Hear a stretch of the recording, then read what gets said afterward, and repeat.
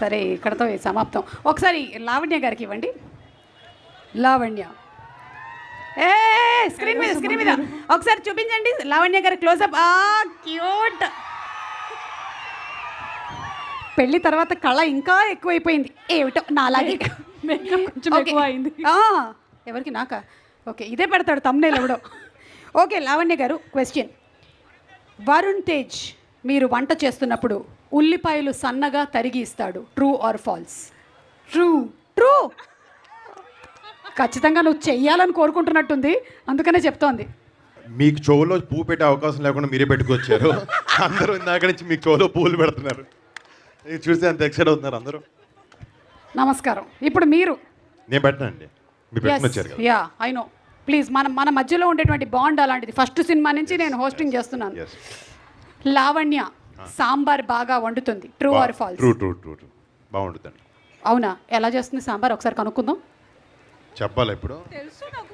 ఇప్పుడు ఎలా చెప్తే లాగ్ ఎక్కువ వద్దని చెప్పి నీకు రెసిపీ నేను వాట్సాప్ చేస్తాను. డన్ అండి, మేము నమ్ముతున్నాము. Okay, so true or false game అయిపోయింది. ఇప్పుడు ఈ సినిమాలో ప్రామిస్ అనేది ఒకటి చాలా ఇంపార్టెంట్ అని విన్నాను. మీరు లావణ్యను పెళ్లి చేసుకునేటప్పుడు ఇచ్చుకున్నటువంటి ప్రామిసెస్లో ఏదైనా ఒకటి పబ్లిక్లో చెప్పగలిగింది ఉంటే దయచేసి ఈ ఫ్లవర్స్లా కాకుండా చెప్పరా? అంటే నిలబెట్టుకున్న ప్రామిసా? Very good very good. మీరు నిలబెట్టుకున్న ప్రామిస్ ఏంటి, మీరు నిలబెట్టుకోని ప్రామిస్ ఏంటో ఆవిడ చెప్తుంది. పెళ్లి చేసుకుంటానని నేను ప్రామిస్ చేస్తాను, చేసుకున్నాను. వా. సో అది నిలబెట్టడానికే ఉందండి అందులో. Very good. ప్రొడ్యూసర్ గారు కూడా నిలబెట్టారు, వారు కూడా పెళ్లి చేసేసుకున్నారు. ఒక 2 సంవత్సరాల ముందే ఇంట్లో చెప్తాను చెప్పాను, కానీ అది కుదరలేదు. ఆ ప్రామిస్ నిలబెట్టుకోలేకపోయాను. అది మొన్నే చెప్పాను, చేసుకున్నాను పెళ్లి. ఓకే. మొన్న ఆల్మోస్ట్ 1 year అవుతుంది. ఓకే లావణ్య, మీరు ఇచ్చినటువంటి ప్రామిస్. నేను చేయను యాక్చువల్లీ ప్రామిస్ నార్మల్గా. ఏంటి? నేను ప్రామిస్ చేయను నార్మల్గా. అంటే తను ఒట్టేసి ఒక మాట, ఒట్టేయకుండా ఒక మాట చెప్పదండి. బా,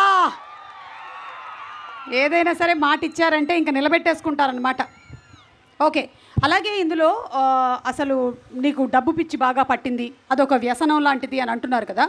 anything that you want to have a balance in your life, మీ జీవితంలో ఇది నేను అసలు వద్దు, నేను వదులుకోవాలనుకుంటున్నాను అనేది ఏమైనా ఉందా? మట్కా వాసుకి వదులుకోవాలనుకునేదాన్ని. మట్కా వాసుగా వరుణ్గా? మట్కా వాసు వాడు కొంచెం ఎదవే అండి, వాడు అంత మంచోడు కాదు వాసు.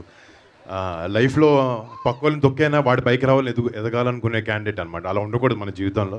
మనతో పాటు మన పక్క వాళ్ళందరూ కూడా పైకి రావాలని కోరుకోవాలి. వాడు అలా కాదు, వాడు ఒక్కడి గురించి ఆలోచిస్తాడు. నేను అలా కాదండి, నేను నాతో పాటు అందరూ పైకి రావాలని కోరుకుంటాను. Lavanya, anything that you want to like in your life bring a balance. Yes, ఆయన బంగారం. ఎస్, రే కొత్త చెప్పు. చెప్పండి Lavanya. Work and family balance అదే ఒకటి. Yeah, work and family balance అదే ఒకటి నాకు. That's what I want. అది కావాలి.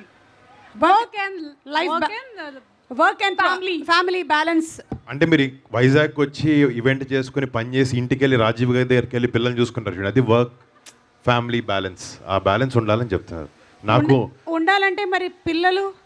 ఓకే, ఇంతటితో ఈ కార్యక్రమం సమాప్తం. Thank you so much. Promise and అలాగే ట్రూ ఆర్ ఫాల్స్ అనేటువంటి గేమ్ కూడా మనకి సమాప్తం. Thank you so much.